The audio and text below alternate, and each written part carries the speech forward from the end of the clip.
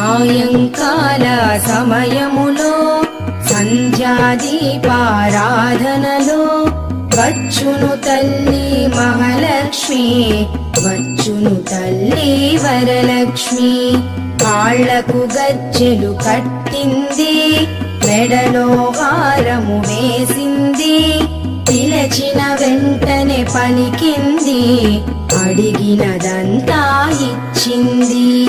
సాయంకాల సమయములో సంధ్యాదీపారాధనలో వచ్చును తల్లి మహాలక్ష్మి, వచ్చును తల్లి వరలక్ష్మి.